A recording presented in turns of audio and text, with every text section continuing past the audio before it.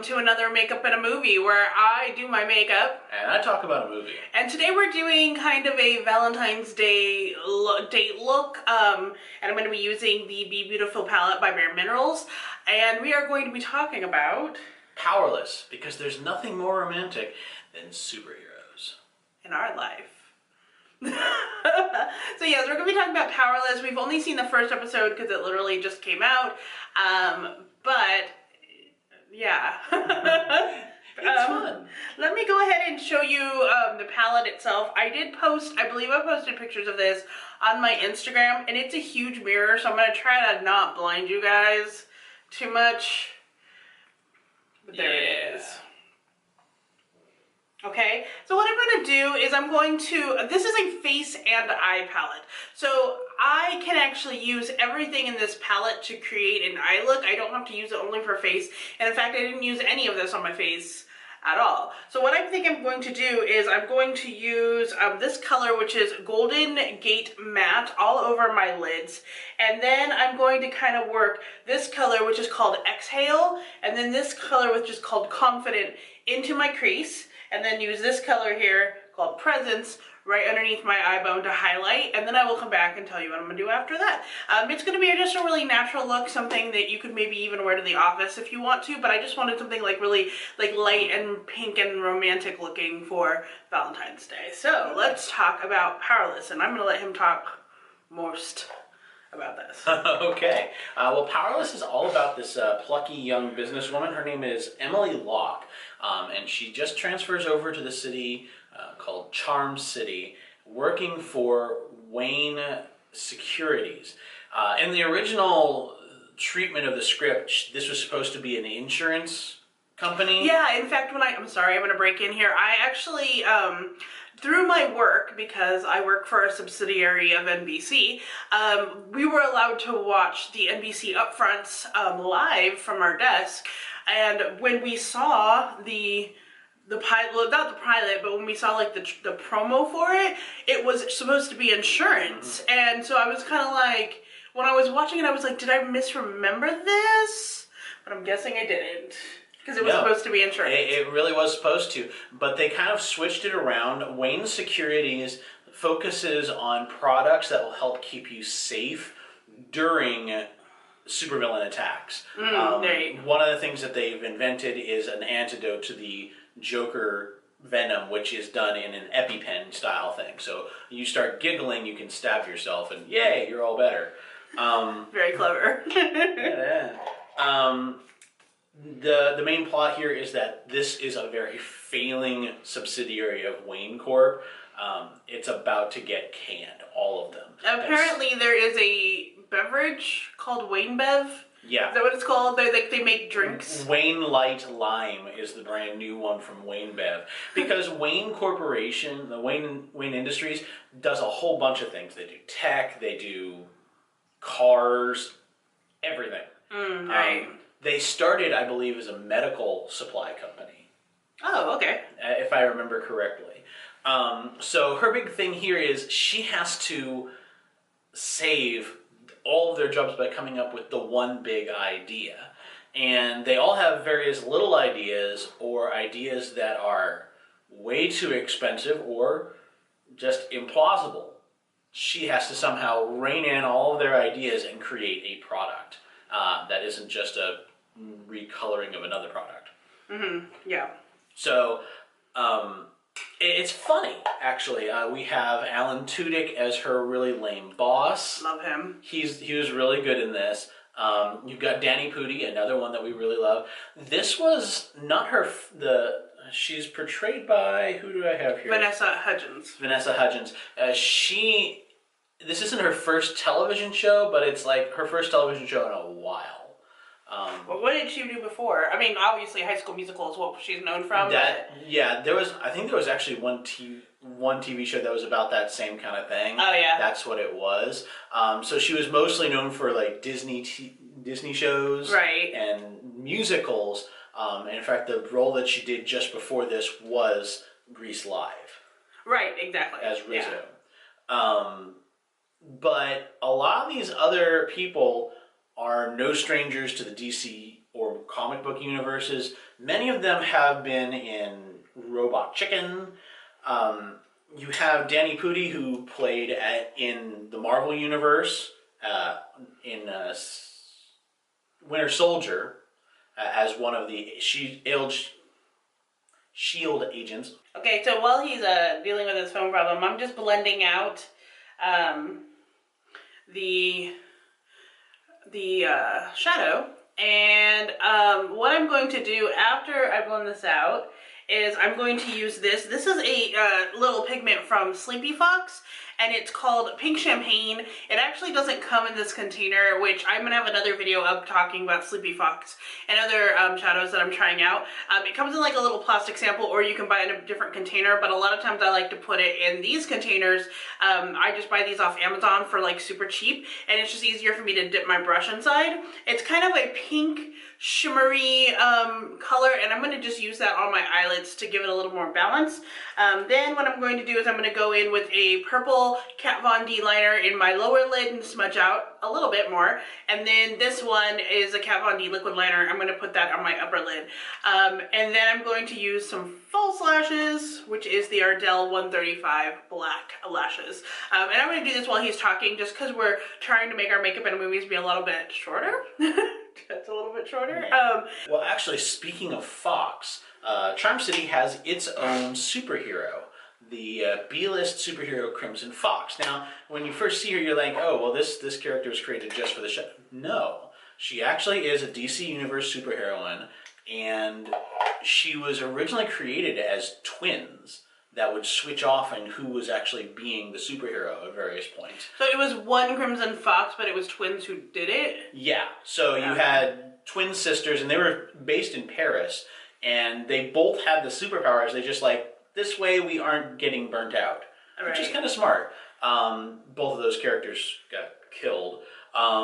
So this must be a different Crimson Fox, same powers. Interesting thing though, she's being portrayed by Atlin Mitchell, who has been in a lot of superhero things, but this is her first time as the main actress for a role. Every role that she's had in the past has been as a stunt double. Oh, interesting. She's been on the Arrowverse as a stunt double many different times and many different characters. I think it's interesting though, because you don't, like at least in the first episode, you don't really see much of her. No, you just see her as a presence, and you get a really good face shot, so they're like, this is a character. You're gonna see her again. But from that point on, you just see her in passing. I think I'm interested in seeing this because this is a very minor character in the DC universe. As far as the DC universe goes, this is treated as it is part of the DC multiverse. That's where we're starting to get a little weird. It is separate from the movies, and it's separate from the Arrow universe. It's also kind of separate from the comics. The showrunners refer to it as Earth P, because DC has a whole bunch of different universes, all referred to as Earth 1, 2, 3, 4, whatever. And if you need more information on that, then you haven't watched The Flash. And that is why you don't smile. I have not seen The Flash. Yeah. Well, I mean, I'm waiting to finish Legends of Tomorrow before I do The Flash. I remember what I was going to say.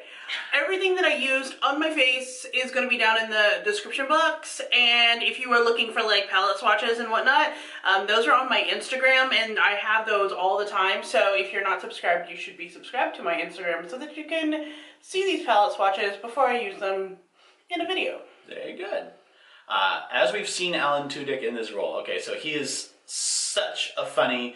He's a cousin of Bruce Wayne. His name is Van Wayne, and he's just the laziest, worst boss you could imagine.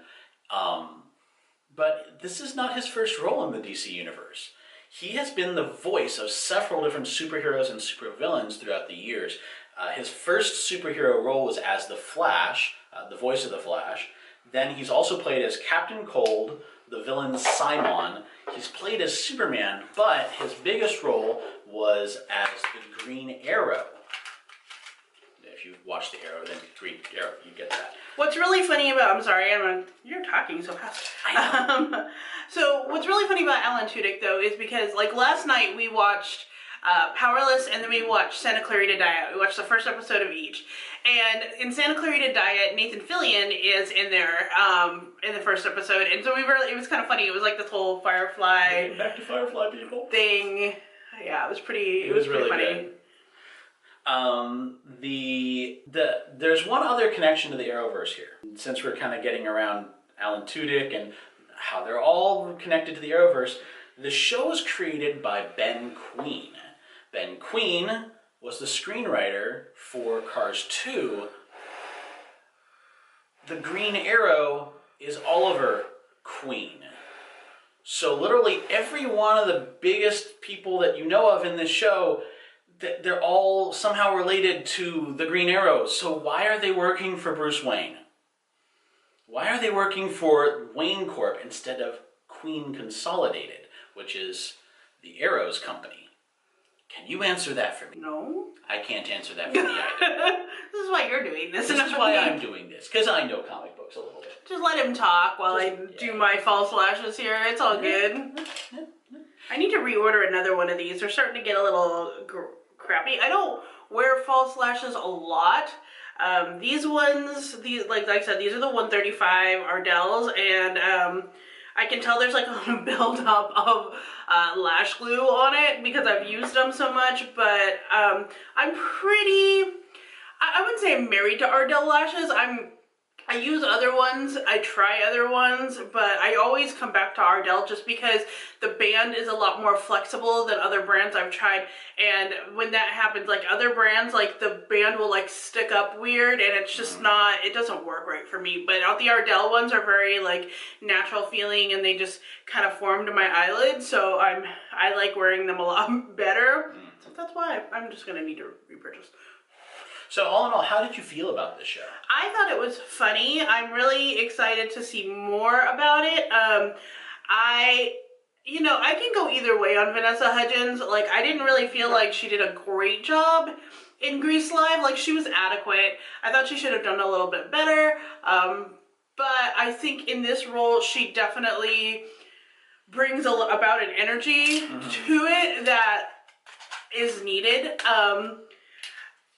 The cast itself, I guess I'm just going to have to wait and see. I mean, I like Danny Pudi because I used to watch Community, although not a lot. I watched almost all of it, but I just, I was an okay fan. Like, I thought it was funny, it was something to pass the time. But I think he's good in the role. I just kind of want to see where else they're going to take it, because I feel like right now it's just kind of like, oh, that's nice. And it is funny, don't get me wrong. Like, it's a fun, if you like superheroes, you will like this show. It's a funny show, but I don't know.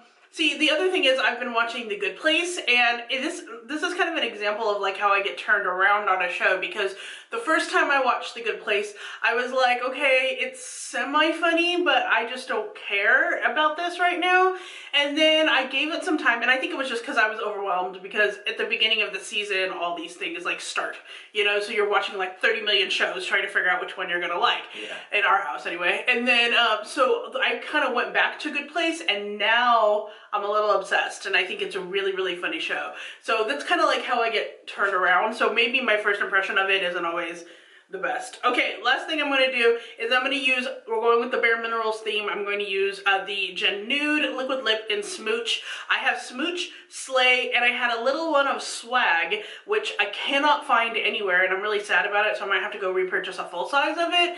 But I literally use these all the time. They're probably my favorite liquid lipsticks, other than ColourPop. But I'm always trying new ones of these too. But seriously, guys, like if you like a nude lip, this is the line you need to go for sure. Yeah, I really did enjoy this show. It was good fun. I like having a show that's about the little people, the non-heroic people in the DC universe. It's not something you get to see very often.